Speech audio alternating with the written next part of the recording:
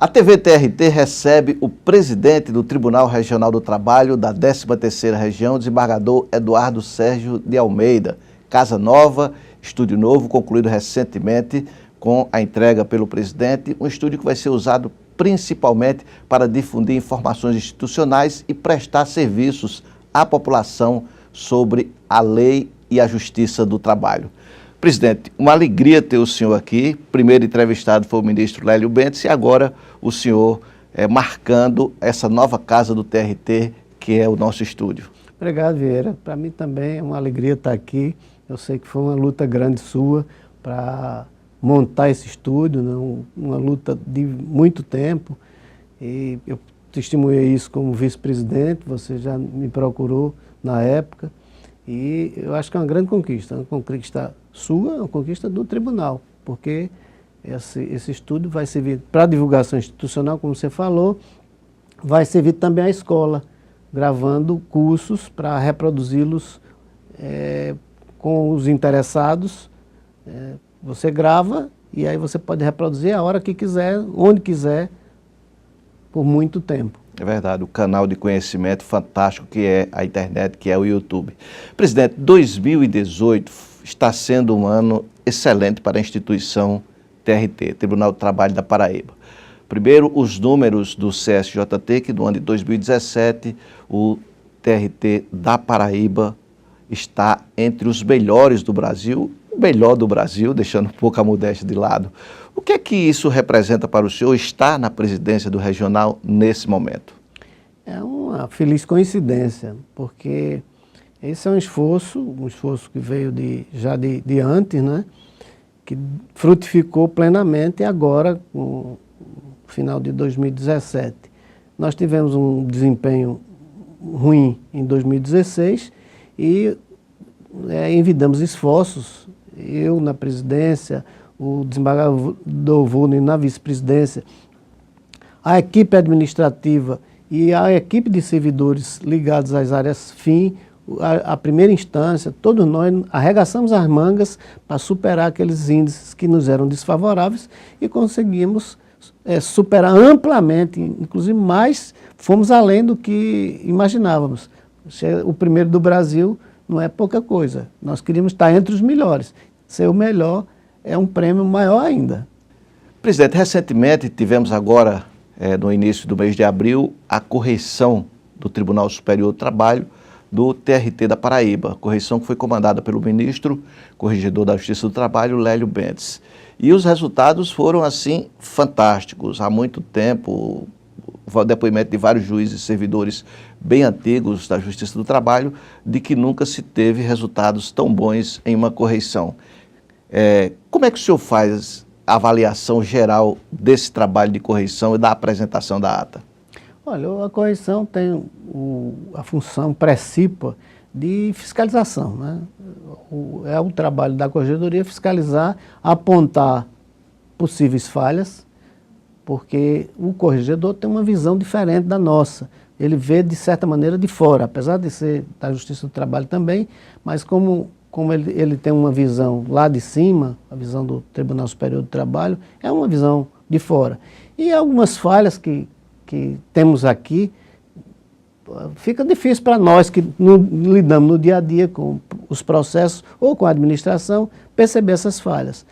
A correição vem e nos aponta essas falhas. Então tem uma função muito boa, uma função pedagógica, nos mostrar onde falhamos. Tem também a função de apontar os acertos. E é isso que essa correição fez, sobretudo apontou os nossos acertos. Há muito mais elogios do que censuras nessa correição. Claro que eles vão encontrar falhas, é da natureza humana falhar. Nós falhamos também, mas os acertos foram muito maiores. E essa correição nos deixou muito contentes, porque mostrou que o nosso esforço foi premiado.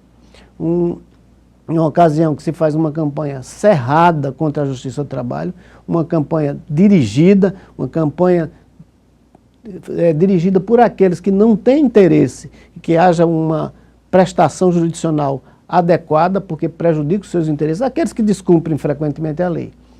A esses é que interessa uma justiça do trabalho frágil, porque para a maioria dos trabalhadores e para os empresários que cumprem a lei, a justiça do trabalho forte é uma garantia para eles, inclusive.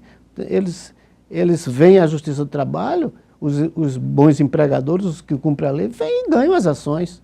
Não tem medo. Aqui na Paraíba há grupos locais que poucos são demandados e quando são demandados normalmente ganham as ações. Por quê? A empresa cumpre a lei. Então esses bons empregadores não têm problema com a justiça do trabalho. Esses que fazem uma campanha cerrada contra nós, normalmente são maus empregadores, são aqueles que frequente e costumeiramente descumprem as normas de proteção ao trabalho, de proteção ao trabalhador, de proteção à maternidade, fraudam a Previdência Social, fraudam o Fundo de Garantia, não pagando as verbas que seriam devidas, se apropriam, às vezes, até do dinheiro que é do trabalhador. A Previdência que é descontada do trabalhador, muitas vezes é apropriada pelo mau empregador. Presidente, na correição, um dos destaques assim, bem marcantes foi o desempenho na segunda instância do tribunal, né? Isso significa dizer que, claro, houve muito trabalho. O TRT vem se superando a cada ano? Vem se superando, sim. Houve muito trabalho. Um trabalho estressante. Hoje, nos gabinetes dos desembargadores, os servidores em geral, os próprios desembargadores, vivem um estresse muito grande por excesso de trabalho.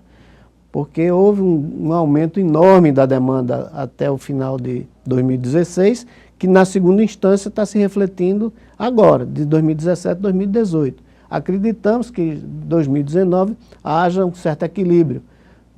Esse esforço enorme que se fez para julgar mais processos na primeira instância, o chamado projeto Descongestionar, e na segunda instância também, exigiu um esforço sobre-humano, posso dizer assim, de juízes, de desembargadores e de servidores. Presidente, apesar do foco da correição ser exclusivamente, né, a segunda instância, houve destaque também, a citação do bom desempenho das varas do trabalho, não é isso, na correição? Sim, claro. O objeto da correição é a segunda instância porque a primeira instância sofre a correição pelo tribunal. A segunda instância faz a correição da primeira instância. Temos um juiz corregedor, no caso nosso, o vice-presidente acumula também a função de corregedor e ele faz o trabalho de correição da primeira instância. A segunda instância faz a correição aliás, o TST faz a correição da segunda instância, porque sempre tem que ser um grau superior que faz a fiscalização das instâncias inferiores. Isso não quer dizer que a correição do TST não tome conhecimento de como anda a primeira instância, tanto para louvar quanto para dar uns puxões de orelha. Claro, faz isso indiretamente. Se há uma falha na primeira instância, a correição do TST nos aponta essa falha, que não vimos, e nos pede providências. O que nessa correição aconteceu é a constatação que na primeira instância também houve um esforço muito grande de julgamento de processos, de mais audiências, de maior celeridade, com resultados muito positivos. Positivos em termos de metas do CNJ, positivos em termos de prestação jurisdicional, prestação do serviço jurídico à comunidade. Em compensação, um esforço enorme que levou a cansaço e, como já disse, a muito estresse. Presidente, agora, esse resultado, o resultado bom, cria, de alguma maneira, aquele compromisso do tribunal continuar bom, continuar no mesmo ritmo, tanto primeira quanto segunda instância. Que mensagem o senhor deixaria, então, para os magistrados e os servidores, depois de um resultado tão bom? Olha, o resultado, a advertência para nós todos é que a gente não pode facilitar, porque se a gente se acomodar, esses bons resultados podem se transformar em maus resultados. Também isso nos estimula a manter esse ritmo de trabalho. Na verdade, um compromisso. Nós nos comprometemos a manter esse ritmo de trabalho. Não sei se é possível, porque nós temos um quadro de servidores, de certa maneira, envelhecido, porque há uma dificuldade de preencher os claros, há um grande número de aposentadorias, e nós não temos autorização do TST, do CSJT, para promover concurso para preencher esses cargos que estão vagos. Então, nós temos um dilema aí. Manter a excelência e a qualidade do serviço jurisdicional com um número insuficiente de servidores. Presidente, e falar um pouquinho do Dia do Trabalho, né? O Dia Mundial do Trabalho, agora maio, um mês dedicado a comemorar o trabalho em todo o mundo. No Brasil, como é, na opinião do senhor, se poderia comemorar o Dia do Trabalho? Quais são as lutas e os desafios que virão? As lutas são muito grandes. Você tem uma ideologia neoliberal, que essa ideologia prega a supressão de direitos já incorporados, em alguns casos, circularmente ao patrimônio jurídico do trabalhador. Limitação de jornada de trabalho, proibição de trabalho perigoso e trabalho insalubre para gestantes, para crianças.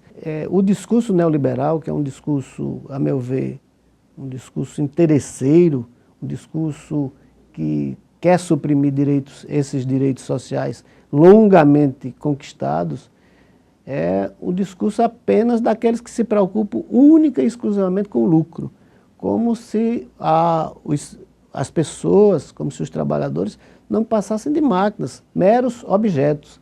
No entanto, para o direito, os trabalhadores são seres humanos concretos, são pessoas, muito antes de qualquer outra coisa. E essas pessoas têm que ser levadas em consideração.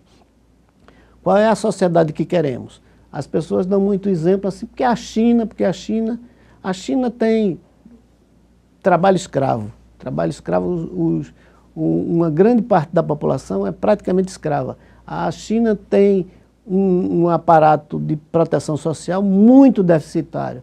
Os trabalhadores que têm trabalhos precários, a previdência social inexistente ou muito pouca, uma jornada de trabalho escorchante. O que é o resultado disso? Há um crescimento enorme da riqueza, em detrimento do bem-estar do trabalhador, que morre cedo, que tem um grande adoecimento, que convive pouco com sua família.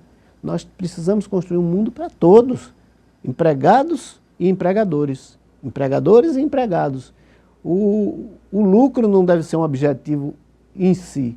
O lucro é um estímulo à produção e à produtividade, mas temos que ter em vista e temos que ter em consideração, sobretudo, o bem-estar da maioria, das grandes massas de trabalhadores. Porque, como era o mundo antes do direito do trabalho, o mundo antes da sociedade aberta e democrática que temos hoje, era um mundo em que os trabalhadores viviam em condições miseráveis, havia um trabalho infantil em grande escala, as crianças fora da escola, o adoecimento era gigantesco, a média de vida era muito pequena. No Brasil, no início do século XX, a média de vida era de 45 anos. Terminamos o século com a média de vida em torno de 68 para os homens, 70 anos para as mulheres. Essa é uma conquista que deve se manter. Nós não devemos regredir a épocas passadas. Presidente, que mensagem o senhor deixaria, então, para o trabalhador nesse dia 1º de maio?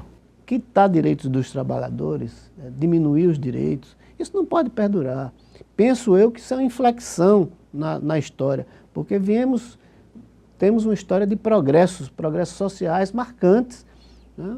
Em 200 anos, o mundo se transformou radicalmente por limitação da jornada de trabalho, por condições salubres de trabalho, iluminação, ventilação,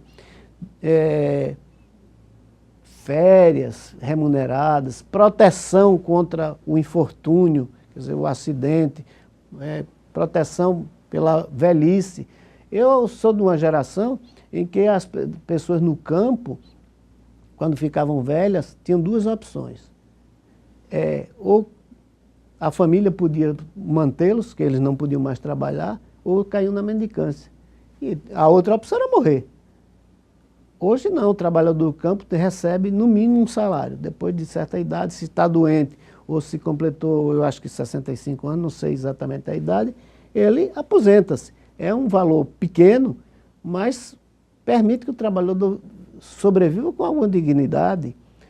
Nas regiões rurais, o custo de vida é menor, o trabalhador complementa a renda com uma pequena plantação, com uma pequena criação, e isso permitiu certa dignidade e permitiu maior sobrevivência do trabalhador, porque permitiu que ele continuasse comendo.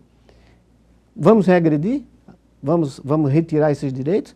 A proposta de reforma da Previdência era que o trabalhador rural só tivesse direito à Previdência se contribuísse. O trabalhador rural não tem condição de contribuir para a Previdência Social, porque boa parte dos trabalhadores ganham pelo dia de trabalho, não tem um emprego fixo com carteira assinada. Tem trabalhos que são esporádicos, trabalhos que são sazonais. Aqui na nossa região temos a cana-de-açúcar, por exemplo. A colheita da cana-de-açúcar dura 3 meses. Depois de 3 meses, os trabalhadores são despedidos, eles restam viver de bicos, fazer pequenos trabalhos. E de onde ele vai tirar dinheiro para contribuir com a Previdência Social? Então, penso que essa inflexão, com esse discurso neoliberal, interesseiro, desonesto, eu penso que isso ficará no passado. Presidente, obrigado pela participação do senhor aqui na TV TRT. Uma alegria, né, ter o senhor aqui em um ano que tão representativo para a instituição TRT 13. Muito obrigado. Obrigado a você, Vieira.